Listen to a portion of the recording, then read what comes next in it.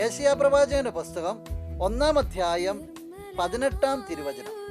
അതിങ്ങനെയാണ് പറയുക: കർത്താവ് അരുളി ചെയ്യുന്നു, വരുവിൻ, നമുക്ക് രമ്യതപ്പെടാം. നിങ്ങളുടെ പാപങ്ങൾ കടും ചുമപ്പാണെങ്കിലും അവ മഞ്ഞ് പോലെ വെണ്മയുള്ളതായിത്തീരും. അവ രക്തവർണ്ണമെങ്കിലും കമ്പിളി പോലെ വെളുക്കും.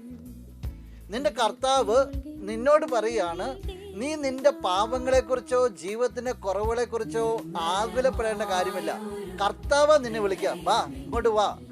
നിന്റെ പാവം ഏതവസ്ഥയിലായാലും നമുക്ക് രമ്യതപ്പെടാം.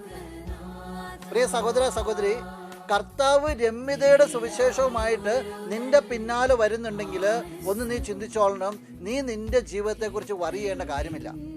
നിന്റെ കഴിഞ്ഞകാല ജീവിതത്തെ ഓർത്ത് നീ കഷ്ടപ്പെടേണ്ട, നീ ചങ്ക് പൊട്ടിക്കറിയേണ്ട കാര്യമില്ല. കാരണം നിന്റെ കർത്താവ് വിളിക്കുക. പക്ഷെ നീ ചെയ്യേണ്ടതായിട്ടൊന്നുണ്ട്, നീ നിന്റെ കർത്താവിൻ്റെ അടുത്തേക്ക് ചെല്ലണം. അടുത്ത് എന്ന് ആ സ്നേഹം ആസ്വദിക്കണം. ധൂർത്തപുത്രൻ പിതാവിൻ്റെ അടുത്തേക്ക് മടങ്ങിച്ചെന്നതുപോലെ, ആ വീടൊരു ഉത്സവമായി തീർന്നതുപോലെ നിന്റെ ഭവനം, നിന്റെ ആത്മാവ് ഉത്സവമായി തീരട്ടെ. നമുക്ക് പ്രാർത്ഥിക്കാം. നല്ലവനായ കർത്താവേ, ഈ വ്യക്തിയെ പ്രത്യേകമായിട്ട് സമർപ്പിക്കുകയാണ്. നിന്റെ നാമത്തിൽ ഈ വ്യക്തിക്ക് നല്ലൊരു മാനസാന്തരം ഉണ്ടാകട്ടെ എന്ന്.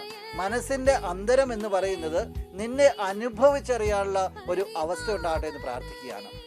ജീവിതത്തിൻ്റെ കുറവുകളെ ഓർത്ത് അനുദപിക്കുവാനും നിന്റെ സ്നേഹത്തെ കണ്ടെത്തുവാനും എന്തെങ്കിലുമൊക്കെ തടസ്സങ്ങൾ ഈ വ്യക്തിയുടെ ജീവിതത്തിൽ നിൽക്കുന്നുണ്ടെങ്കിൽ നിന്റെ നാമത്തിലെല്ലാം മാറ്റപ്പെടട്ടെ എന്ന് പ്രാർത്ഥിക്കുകയാണ്.